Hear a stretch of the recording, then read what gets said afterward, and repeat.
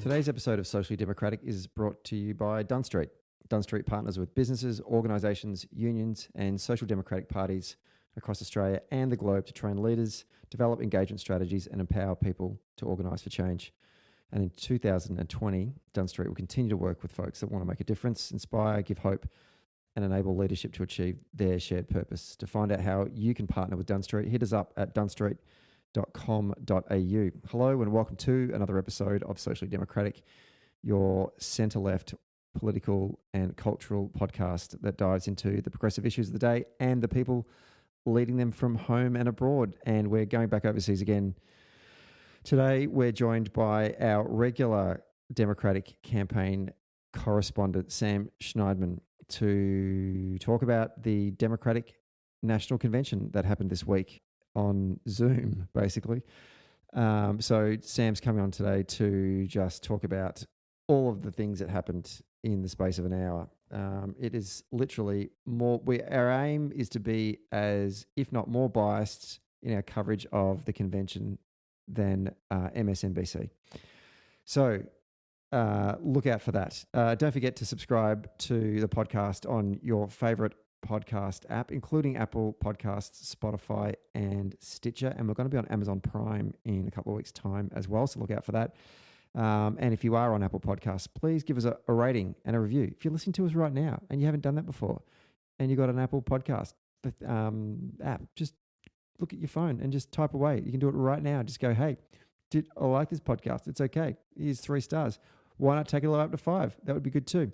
And don't forget, for regular updates on the podcast, you can follow Dunn Street on Facebook, Twitter, Instagram, and LinkedIn. So let's get to today's episode.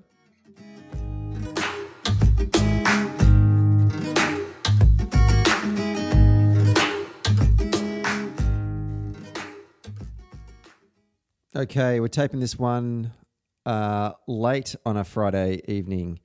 But it's early AM in the great state of Massachusetts, and with only 74 days until Election Day in the United States, the Democratic National Convention came to a close this morning, Melbourne time, last night, US time, with former Vice President Joseph Biden accepting his party's nomination to be the presidential candidate for the Democratic Party in the November election. And joining him on that ticket is the daughter of an Indian American and Jamaican parents, the senator from California, Kamala Harris. And to help us unpack this historic moment in US politics, I'm joined by our regular US political campaign correspondent, former Obama for America organizer, Sam Schneidman. Are you fired up and ready to go?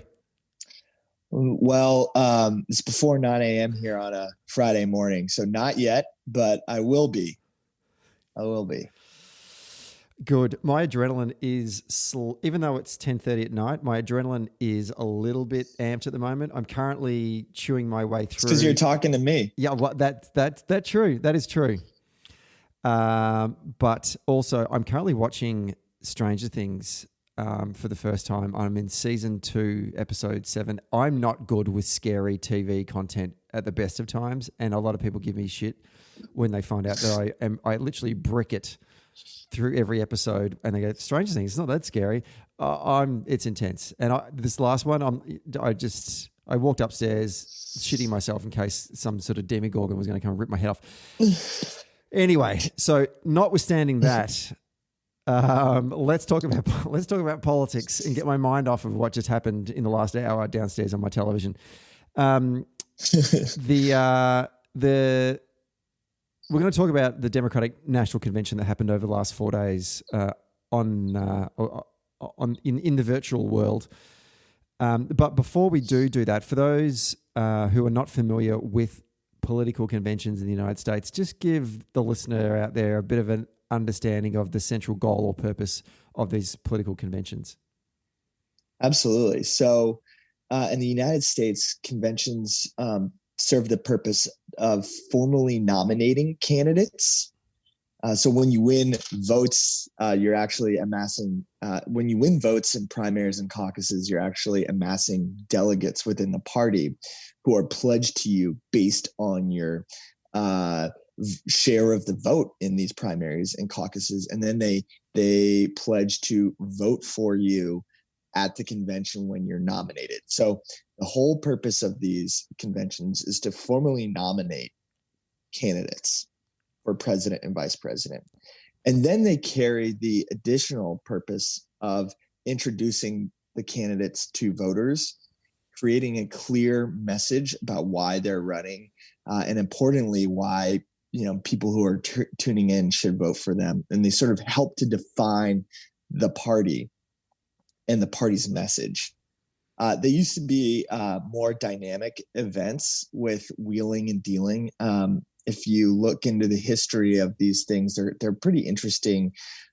There used to be battles on the convention floor over nominees and running mates. So that means party apparatchiks and activists would wrangle over nominees, and sometimes they'd have to go to multiple rounds of voting for the pledged delegates before they settle on a nominee. And then there's wrangling over the party's platform, which is basically the party's stance on issues. So in pre-COVID times, there's a whole community set up around the convention. There's party events, there's media tents, full hotels. Imagine entire cities taken over. It's really a wonderful spectacle of democracy. But the hope of every candidate walking out of the convention is to have their nomination gone smoothly. So avoiding some of the dramatics that I was alluding to spilling out into public, and then having clarity around their story and their message. So from that standpoint, I think Joe Biden and the Democrats can be very happy with how this event unfolded. And we are, as you mentioned in your remarks there, we are in this COVID time. So therefore, this convention had to take on a completely different tone. And it was due to be held in Wisconsin. Milwaukee, battleground state that the Democrats lost in the presidential election 4 years ago, and that's why they set up their convention to be held in this important battleground state and city. But obviously that didn't eventuate because of the pandemic and the restrictions that are in place across the country. So the Democrats obviously had to make a big decision about how they would conduct this convention and ensure that they could do it without having people come and attend and all the issues that come around with crowds and the like. We're going to unpack the convention now, but before we sort of go through the cut and thrust of it and the highs and the lows and the takeouts, broadly speaking, as the Democratic Party shifted this convention to this sort of virtual format, what were your thoughts on it largely? Did they land it? Did they pull it off? Yeah. So in short, I think they did. The convention felt very 2020 to me, and pretty appropriate for the moment we're going through. So like many customs we've adapted in this COVID world, this felt definitely a little weird at first and was charmingly awkward the whole way through. But overall, I think it was successful and did a great job at introducing Joe Biden and Kamala Harris and their vision for America. So I guess I would just describe it as a moment that met its medium.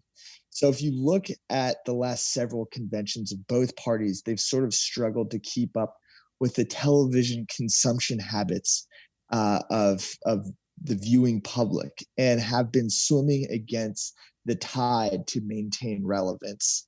So the reason why this virtual convention was so good is because it felt less like purely a party exercise and more like a telethon about who we are as a country. And that's a really important distinction. The diversity of America was on full display. The big tent nature of the Democratic Party came through clearly in a way that I think would have been muted had it been a traditionally stodgy event in an arena. Yeah, it was. I was intrigued how they were going to create this level of enthusiasm for the candidates, for the party, for the policy, and for the people in an empty room. a huge challenge to do. And in some ways, I think it actually was good that it was an empty room. Yeah, so I think what they did is they also reframed the expectations about who this convention is for ultimately, right? You still have, uh, you know, you still need to go through the formality of nominating, candidates. You still need to go through the important exercise of introducing candidates and articulating their vision and stating who you are as a party. But typically, these events have come across in a way that they are for really active partisan Democrats, right? The speeches are geared towards them, the event is geared towards them, and that leaves out sort of, the wide swath of voters out there who don't consider themselves partisans. And so I think that this convention was really good at communicating with average voters, with a wide cross section of America about what this moment is all about and why we need Joe Biden to be president.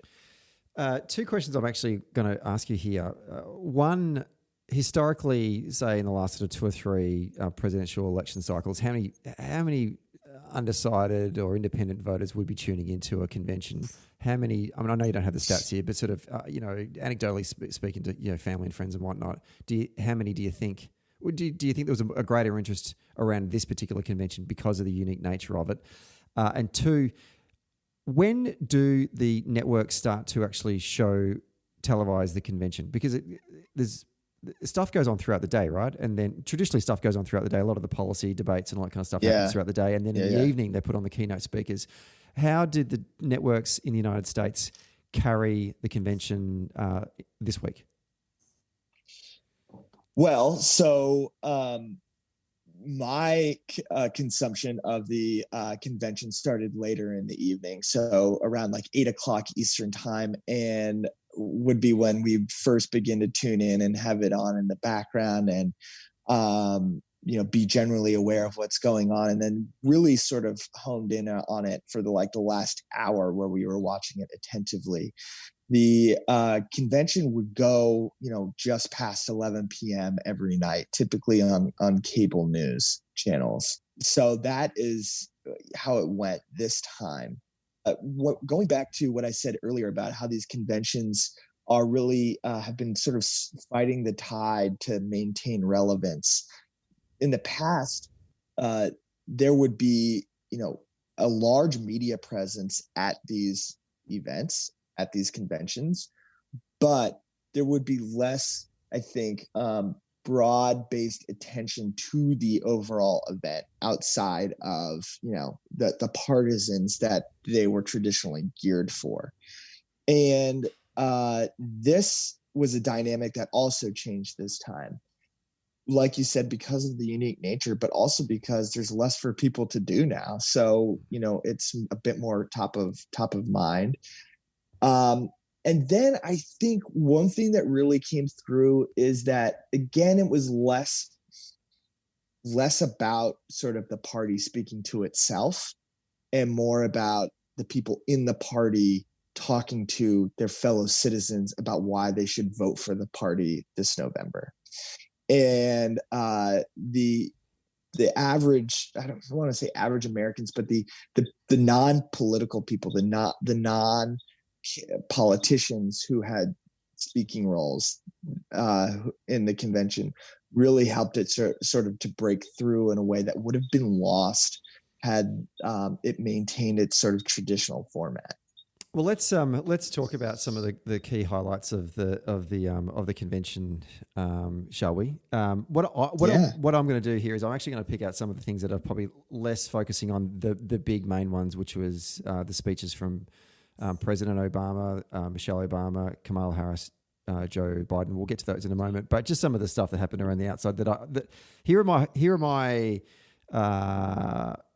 my list of moments within the convention that I think landed And I want to, if you've got any thoughts on those ones, jump in. If you've got other thoughts about what you think landed, let's go with that. And then we can look at the things that I thought, they didn't exactly pull that off. The first one, I actually thought the MCs that they had for each night, they had 4 different MCs for each night: Eva Longoria, Tracy Ellis Ross, Kerry Washington, and Julia Louis-Dreyfus, who we all know from as Selena Myers from Veep, or Elaine Bennis from Seinfeld, from those of us that are a little bit older.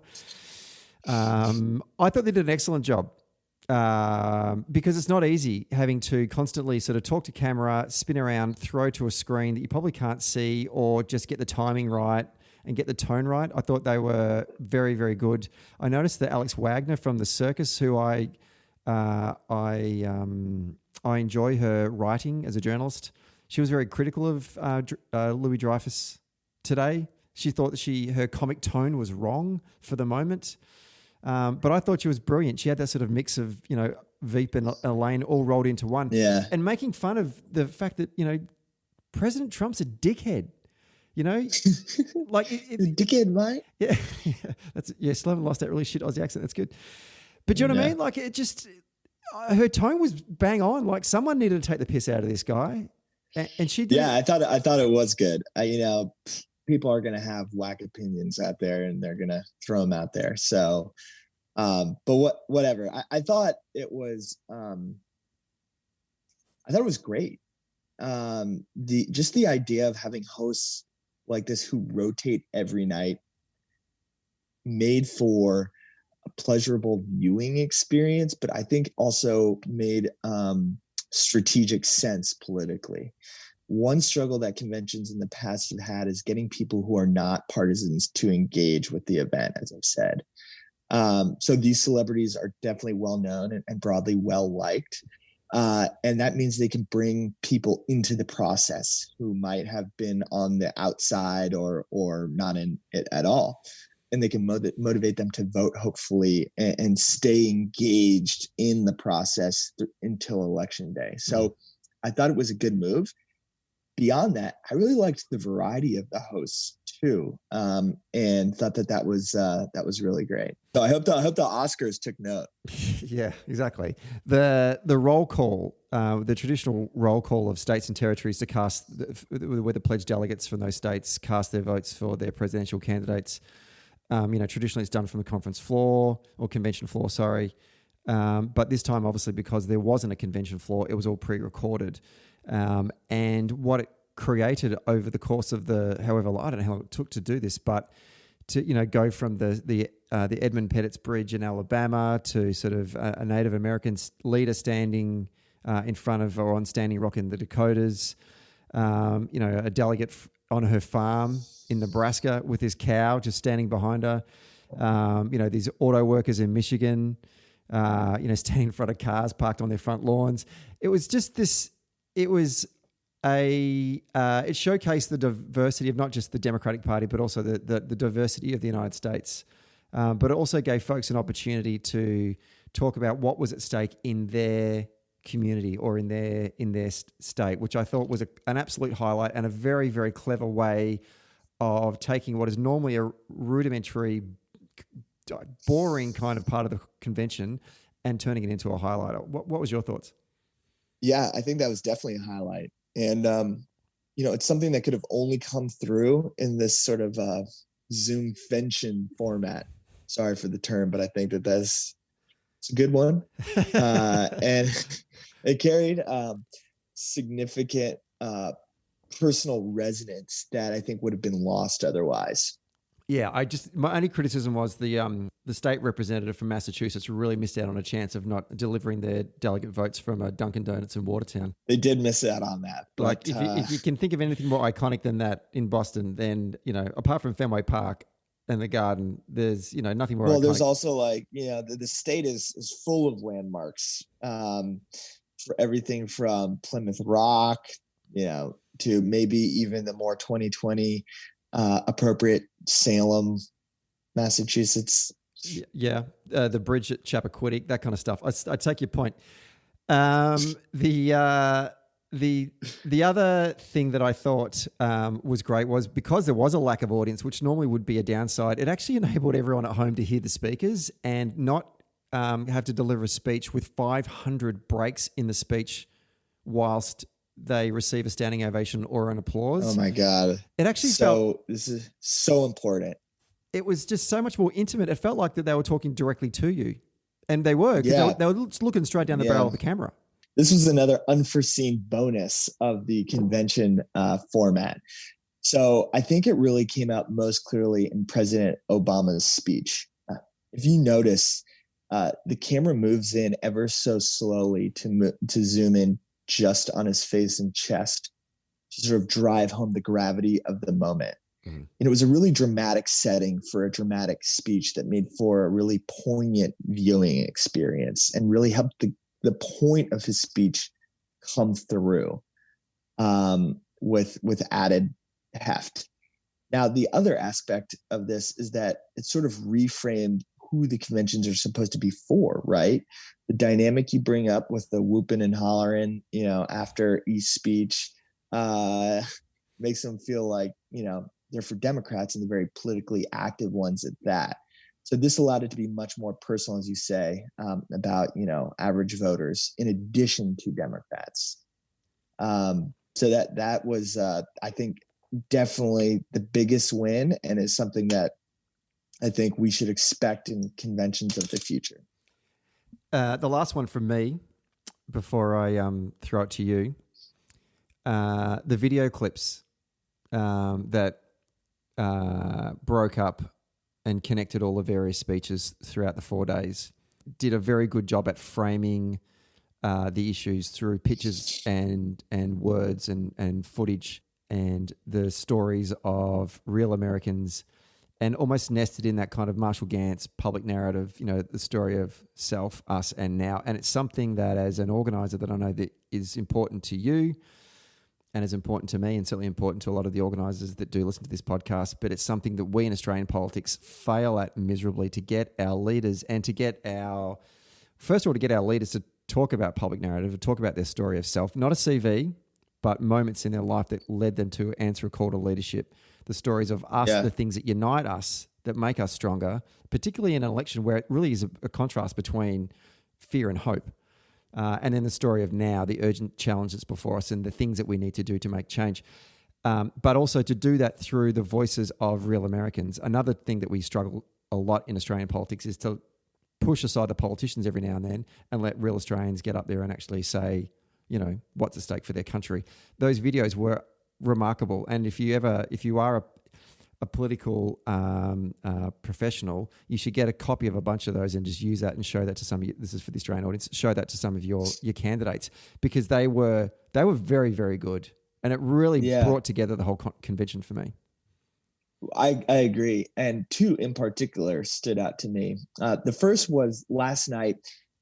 Joe Biden is famous for having had a stutter as a kid, and it's something that he still deals with throughout his life. And last night, there was a video of a kid who stutters, and it's really shocking when you hear it, because you're not used to hearing a stutter from someone on TV or like social media, right? Like it's you maybe encounter it in real life, but it's not something that is encountered sort of like televisually ever. And his story was really powerful, because he said that I met Joe Biden when I was a kid, and he told me we're part of the same club, and he helped me feel more confident about something that I've been struggling with my whole life. And the kid persevered through this little segment, and it was so humanizing. Not for just Joe Biden, but for the way that this young kid can connect with this old, powerful politician who's been in the limelight for so long in a way that was deeply empathetic. It was a remarkable segment, and it was just really it leaves the heart full after watching it. The second one that really stood out to me, I think, was on the first or second night. Can't remember now, but it was the daughter of a man who died from coronavirus in Arizona. And she talked about his death in a way that really connected it with the political moment. She obviously talked about the trauma of losing her dad and what that feels like. But she also really brought the point home that his death is inseparable from Donald Trump's presidency because he believed his leaders. He didn't just believe Donald Trump, this guy. He believed his governor when they said, go out, you can go to bars, it's safe. He believed, the state of Arizona was open for business. And he's like, we're open for business. I'm going to go out. He sang karaoke, came down with coronavirus right after that and passed away like a week later. He died alone. And he shouldn't have ever died alone. And I thought that what this video really underscored wasn't so much Donald Trump's failure as a president to contain this pandemic, though it did do that. It also repudiated the central organizing principle of the Republican Party these days, which is to undermine government, to sow distrust into government, to maintain power for a small group of people with the principal purpose of increasing wealth for that small group of people. And so for me, that video was really dramatic and poignant. And just to play Democratic convention bingo, we obviously had to kick it off with a Bruce Springsteen clip with, Rust Belt, Ohio, Pennsylvania kind of stuff, which was, we all love that. I just wanted to mention that. Anything else for you personally that stood out that we've not covered before we jump into the things that didn't? Yeah, I mean, the stuff that stood out for me is, I think what stood out for most people, the Obama's speeches were significant. I loved those. The highlighting of like sort of real people, average voters, citizens who aren't sort of like part of the Democratic Party apparatus, I thought was great. For me, two things in particular really stood out. Number one, it was such a good showcase of America's rich diversity. And it did a good job of showing how that diversity is a core strength of our nation and is inseparable from who we are. So that was really wonderful to see. The other thing is that, I might just add that diversity that we saw was a great contrast to it's an implicit contrast to what is coming next week from the Republican convention. And the second thing that stood out for me was just the production value of the event. It went really well as you could have hoped. And, I think I'm glad, after thinking about it, I'm glad that it sort of retained this charming awkwardness throughout the whole thing, because, it wouldn't be human sort of if it didn't have that. Yeah. We're going to come back to the Obamas in a moment. So folks at home, don't worry. We're not burying the lead, but we're just saving the best to last. Here's the things that didn't land, and these may be controversial, but I'm just going to run through them. Historian John Meacham. Boring. I disagree. Why do we need a historian to come on and tell us about, like? This was actually a great moment after having watched it, because it really just draws a sharp contrast with Trump's inability to meet the moment. So John Meacham is a great public voice who really understands the office of the American presidency and is good at conveying its gravity to Americans in a way that's broadly approachable. The economy gets lots of airtime, and I think he was a good addition because lots of people respect and listen to what he has to say. So it was good. I'll pass that one on to you then, since we might agree to disagree. Yeah, well, it just looked elitist, and it looked like, no disrespect to academics, but like, just piss off. Like, you don't have any place. Well, Yeah, but like he's someone who's widely respected in the United States. And he's Yeah, but widely respected as a biographer of the presidency, and as a public commentator. And so I think that is really why it resonated for me. the Biden's and the Harrises having to do this awkward post-speech waving and pointing at a television screen of Democratic supporters and looking, it just looked weird. And the exchanging as they walked across the stage and they passed each other, but they couldn't get too close, but they kind of wanted to. It was this awkward dance. Yeah. It was like me at the high school ball in year 7. Like it just looked stupid. I don't know. Well, I don't know what else. agree. I don't know what else you could do. I literally don't know what else you could do. Like, okay, you finished your Well, speech. when I talked about the convention being charmingly awkward, this is exactly what I was referring to. Yeah. Anyway, Cory Booker's interview with all the failed presidential candidates, which was on day 4, it was like loser Hollywood squares. It just looked bad. All his former presidential rivals that ran in the primary, all sitting to chat about their experiences, how Joe Biden whipped their ass. It just was like, and I understand the idea behind, apparently what I read in the Washington Post, I think was, historically speaking, there's always some moment where all the people who ran in the primaries gets to go on stage and sort of wave at their supporters and thank them and all that kind of stuff. So there was never that opportunity to do that. So this was both supposed to replace it, but it just looked shit. What was your thoughts on it? Well, I actually thought it was a great moment because it draws such a sharp contrast with Trump's punitive approach to his political rivals. So I think what it really showcased is Biden's capacity for leadership. Now, if there's a criticism I have of this particular segment, it's that no one really can relate to what it's like to be in the Senate. They talk about like, I was giving a floor speech and no one was there, but Joe Biden was, and blah, blah, blah. Yeah. So I think that was a bit of a miss, but, the overarching objective of it being a contrast moment was achieved. Mayor Pete's story that he had for Biden in that moment was great. When just before they were about to walk out on the stage to one of the debates, Mayor Pete said that Biden said, I understand you got so-and-so working on your campaign. And they said, yeah, they're fantastic. And Joe Biden said, look, you should know that they've gone through this challenge in their past life, yada, yada, yada. Let's look out for them. They're a great person. And Mayor Pete said, I didn't even know that about that person, but it's nice that he walked across to me and just check in. That was a nice little story. Amy Klobuchar's story about Joe Biden giving her a call after she made a speech on the floor. I mean, like, whatever. He's probably looking for... Exactly. He was looking for some votes. He was looking for some votes or something later down the track, He was working the room. Yeah.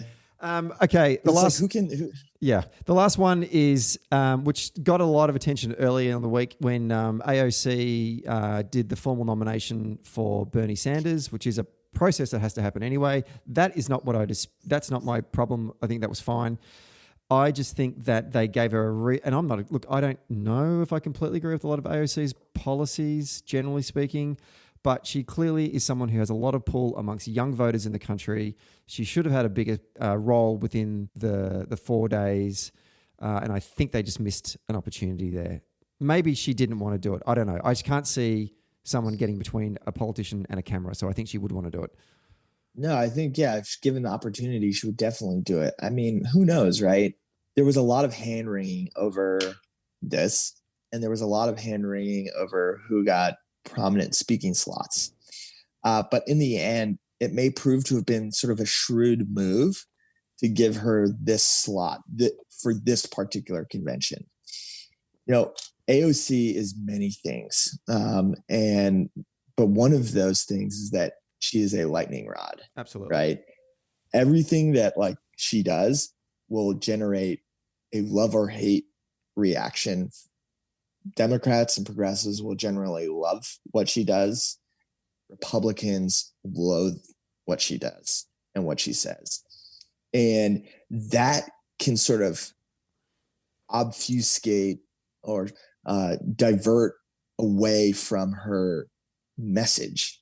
And so this helped mitigate that a bit, but was able to sort of use her star power in a way that was strategically meaningful. And I think it just boils down to a more conservative approach on this. I think that the convention planners clearly knew that she had to be included. She's a really important voice. And I think that in a perfect world, they would have liked to have given her more time to speak and to really sort of give a speech that was more than in just service of Bernie Sanders' nomination. But I think that they sort of made a calculation and went with it this way. And, I think the good news is that we're talking, all of the focus has been on Joe Biden and Kamala Harris and the success of this convention rather than what AOC had to say. Yeah, that's true. Okay, the Obamas, starting with Michelle. Thoughts on her speech? It's great. I think what is wonderful about that is she was particularly even-keeled but serious in what she was talking about. It was also a more casual presentation than Barack's speech, right? She was sitting down, speaking directly to the camera in what seemed like, maybe like a living room or something like that. So it allowed her to draw that connection that she has with so many people to address the severity of this moment.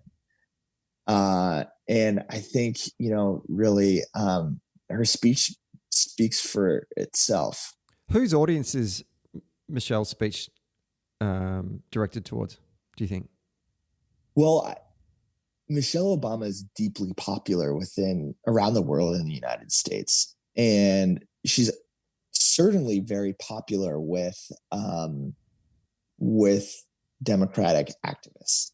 But I think her voice carries a particular resonance with voters who are skeptical of politicians. And the reason why I think that is because she herself has always been skeptical of the political process and has always been vocal that she never wanted to be involved in this. But here she is. And she has this great no bullshit personality, right? But she's also like really charming and lovely at the same time. And so that allows her to really cut through the smoke and mirrors of politics and connect with people who might be inclined to be distrustful of what they're being sold. And then her husband, number 44.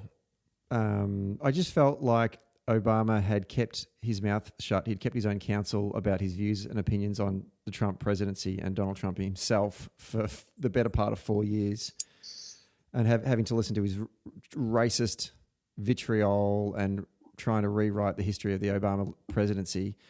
And this was kind of his moment to step out and go, right, I'm going to have one shot at the locker here, and I'm just going to be very, very clear with the American people about what I think about Donald Trump, to the point he even said his name, which he never does. How big a moment was it for a former president to accuse a sitting president of effectively cheating democracy? Well, obviously, it's historic that President Obama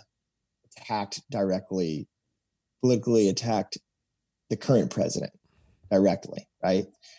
But I think when everyone has been sort of like focusing on that question, which I find is a largely irrelevant question, because it is less historic than the way Trump has lied about him, debased his office, and failed at being president through rampant corruption and obvious ineptitude. Now, personally speaking, I thought it was an appropriate speech, and that seems to sort of be the consensus view of it. He was responding to the moment as it is and not as we want it to be. What is striking to me, though, is that he called out some plain truths that are very stark when you hear them spoken by a former president. These are facts. These are facts about American life that I think everyone sort of like acknowledges, but they're dark facts. And typically, President Obama and former presidents generally don't really call them out in such a direct way. But President Obama really was clear. that Donald Trump is attempting to undermine our democracy so that he can consolidate more power. The purpose of that power is to concentrate wealth to a smaller and smaller group. And all that depends on an ineffective government and relies on voter cynicism. That is like essentially his message. And it's pretty striking, though. Of course, all of that is true. Another interesting observation is that neither Michelle Obama or Barack Obama used the words President Trump. They referred to him only as Donald Trump, which I think drives home their point that he is unfit. Yeah, there was a moment there where I actually thought he was getting very. It seemed he was getting a little bit emotional, like it was personal, and it was at the sentences that he uttered. Do not let them take away your power. Do not let them take away your vote. And then he goes on to effectively make a call to the citizenry of the United States, a call to action.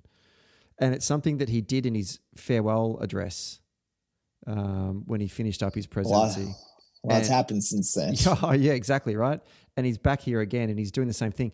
And it's something I've always admired about Obama as a politician is it's not just highfalutin, to coin a phrase that my mum uses, sort of values-driven kind of speeches. There's always an ask.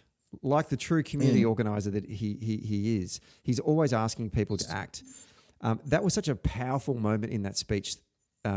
It really hit home. And you were speaking earlier before when the camera zoomed in. The camera zoomed in on that bit too. Like it drove home, but it was emotional. He was reaching out to the citizenry saying, "You need to do something here. This is actually our moment to bring about real change." Yeah, no, for sure. And then another thing that really stood out to me about this, or like one thing that really stood out to me in his speech was the part where he talked about Barack Obama was born on the same day that John Lewis was arrested in Selma, which was like really powerful. And he brought that into the struggle for voting rights. And he brought that into, the struggle of democracy and how it's an active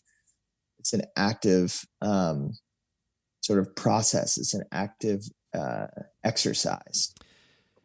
There was one thing there was one bit that I did think about you in his speech when he sort of was really doing a bit of a story of us in the way that only Obama can, where he really makes his big tent and brings everyone in. He talked about how in our past we've shat on the Irish and the Italians and the Slavs that have come to our country, to the Catholics and the Jews, and listed to the Muslims and to the African Americans, the Native Americans, and Latinos. How do you feel, given that you dedicated 8 years working for Obama to get him elected twice, that he left out white Anglo-Saxon Protestants? That must hurt, Sam. That must hurt. I guess we are. It just makes us victims of cancel culture. It's an active erasure. No. Let's turn. I'm only winding up. Let's turn to Kamala Harris's speech. What night was that now? That seems like a blur. That was night 3. Is that right? Wednesday night. Yes, which was she followed Obama from memory. Yes, she did. Good research there, Stephen. Should have done that beforehand. What were your thoughts on her? Look, to be honest, and I'll say this: I watched her speech, but I was distracted when I was doing it because I was doing work at the same time, so I didn't feel like I really got. I felt like whoever wrote her speech hasn't worked out her voice yet. Yeah, I sort of got that too. Look, I mean, she did a really good job of look. She was an effective messenger, right? What she had to do was go out and sort of introduce herself and reintroduce herself to Democratic voters, introduce herself to the public more broadly. She had to make the case. She had to tell her story and make the case for Joe Biden. That's a really hard thing to do, but I think she did an effective job. However, I do think the presentation of her speech was very awkward. She's like in there, she's giving a speech as if she was giving a speech to a packed convention hall, looking left, looking right, looking into the distance. And that's sort of like how the stage was set up. But everything up until that point in the evening had more or less been sort of this one-on-one dynamic with the speaker and the camera and sort of the viewer. And it really sort of put distance between the viewer and Kamala, which I think is something, that every politician has to work to overcome. So I would have liked to have seen a different presentation of the speech. But I think given the challenge of her task at hand, she did that well. But the presentation would, I'd love to see a mulligan on that. One of my favorite moments in her speech, two favorite moments. I did love her story of self and the story of her parents, which I didn't know about in terms of them meeting at Berkeley and being involved in the civil rights movement and all that kind of stuff. That was lovely. But the bit I did love was when she actually name-checked the hospital that she was born in, just to really shut all the birthers up. Kaiser Hospital in Oakland, California. Like literally looking down the camera and saying to everyone who watches or anyone who works at Fox News or AON or anyone in the Trump administration, this was where I was born, you morons. Love that. Any other thoughts on Kamala's speech before we then flip over to Joseph Biden? No, I'm out of thoughts on that. Out of thoughts. Joe Biden's speech, which was delivered. One more thought about. No, actually, sorry. No, wait. I do have other things I want to talk to you about in terms of Kamala Harris, because we actually haven't spoke to the point that she's been selected as the VP. Were you surprised by her selection from the Biden campaign? No, I was not. I think, she, the role of vice president always has to fulfill some sort of political purpose in service of the ticket, right? And Kamala does that in a way that is more effective maybe than the other choices that were being considered. She's broadly well-liked in the Democratic Party. She is a woman, which Joe Biden said that he was going to put a woman on the ticket. She represents the breaking of a barrier and the historic nature of a potential Biden presidency. She automatically helps to expand the pool of voters that Joe Biden can reach. She brings some enthusiasm to the ticket. So, she's not going to deliver you a Wisconsin or a Pennsylvania just by being there. But because she's on the ticket, she can motivate voters and inspire them to turn out. So I think it's a good pick that makes a lot of sense. And she also guarantees 2 months of Maya Rudolph appearing on SNL as well, which is a positive for a lot of people out there. That's true. And contrasting that to Tim Kaine, a native of your home state in the Commonwealth of Virginia, when he was announced, absolutely very little enthusiasm about that announcement for Hillary's campaign 4 years ago, and contrast that to when Harris was announced during the week or last week. So much enthusiasm. Well, I think that was on purpose on Hillary's part, right? She wanted someone who it was almost an over-engineered pick. Yeah, I know. But even still, you can do better than that. Yeah. Well, let's talk about. We're here to talk about the future. That's it. We didn't. Amazingly, we haven't spoken about the Clintons. Maybe if we've got time at the end, we will. Biden's speech. For those of you who missed it, I'm just going to give you a bit of a summary of it, and then I'll get some thoughts from you, Samuel. I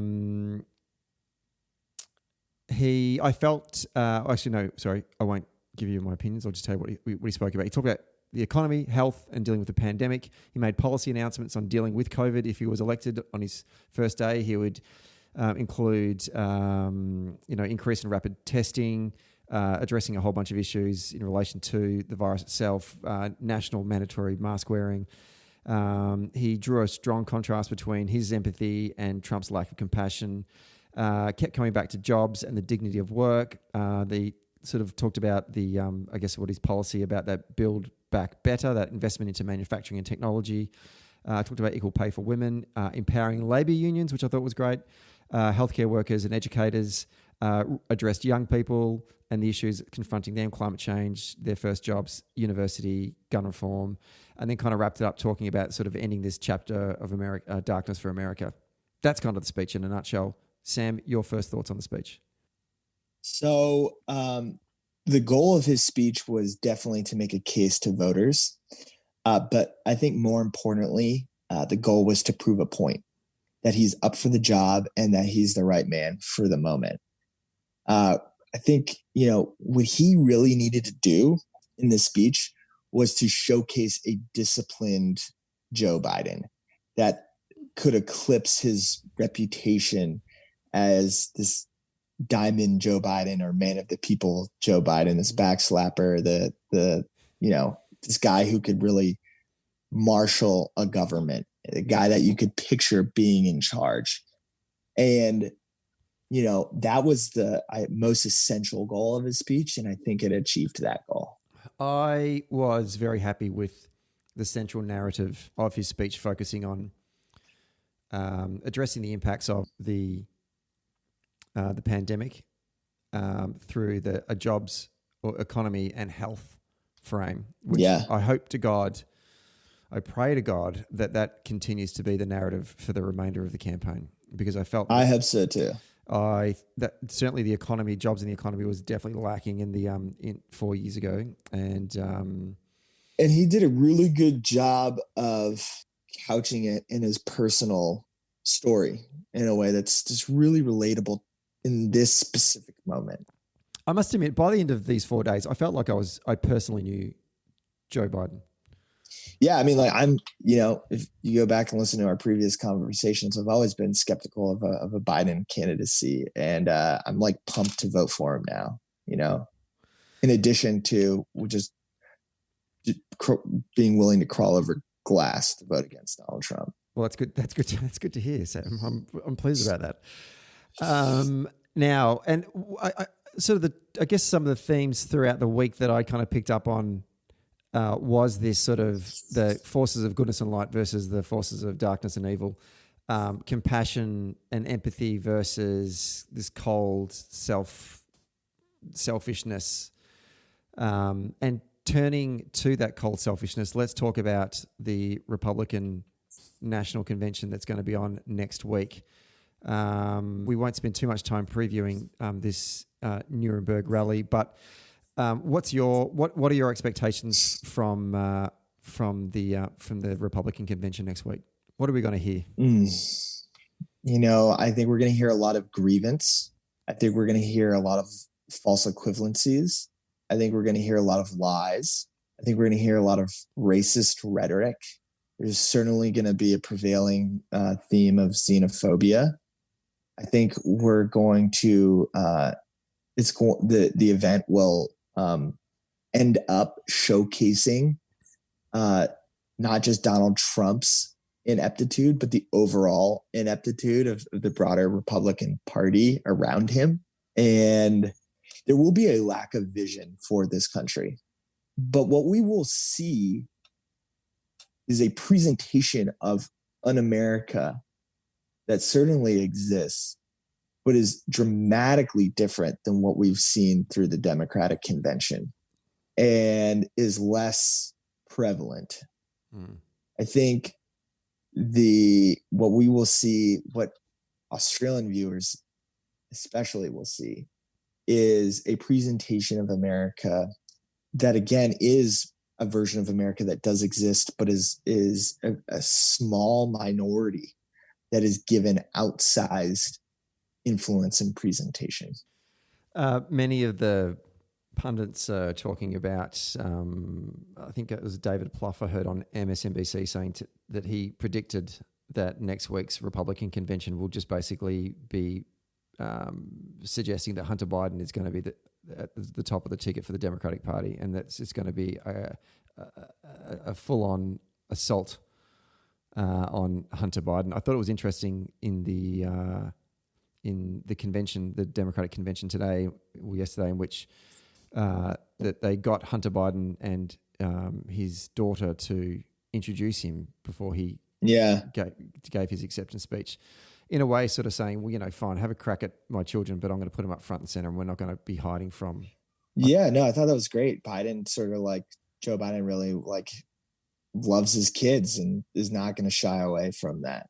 One more thing before we wrap up to talk about is do you have any other thoughts on the convention before we move on?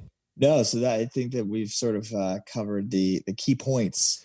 The United States Postal Service issue. Yeah, it's bad. It's really bad, Stephen.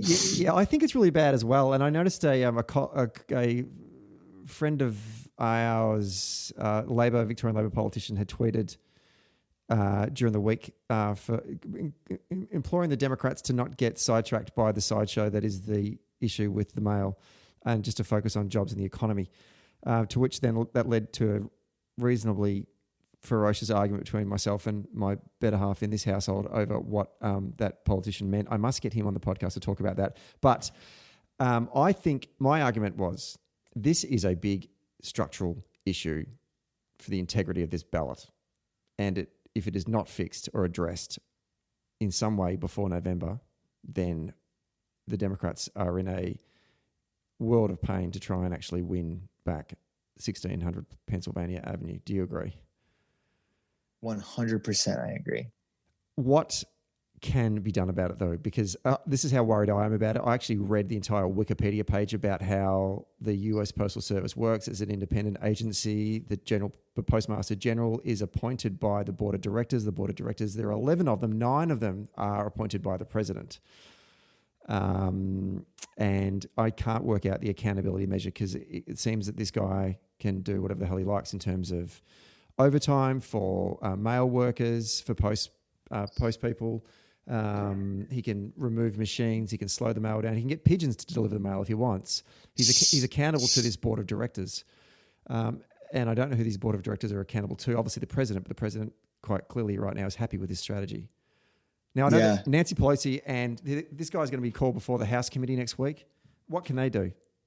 Well, so there's sort of like 3 spheres of influence here, right? Like obviously the president controls the board of governors politically, and he controls the postmaster general politically. The third area of influence is public opinion. The American people predominantly widely support the Postal Service. This Postal Service is not controversial, and I don't think like anybody was even thinking about the Postal Service until 3 weeks ago. And that's how insane American politics has gotten now, is that we're deciding whether or not only are we deciding whether we are pro-mask or anti-mask, we're now deciding, are you pro-mail or anti-mail? Oh, I'd like to think I'm pro-mail. Well, what's interesting about this is that the voters who are most exercised about what's happening to the Postal Service tend to be rural Republican voters because they rely on it so much as an important public service. Now, the Postal Service really has the broad support of the public, and it has a very strong unionized workforce. So, the Postmaster General has effectively slowed down the distribution of mail in this country by removing sorting machines, forcing mail workers to sort mail by hand, limiting the amount of hours that mail carriers can work. It's fucked up. But this workforce, he can't. I think he's sort of run up against the limit of what he can do. Right. And he's already caused significant harm, but it's not like they can like fire a bunch of postal workers or something like that because, the labor force will push back.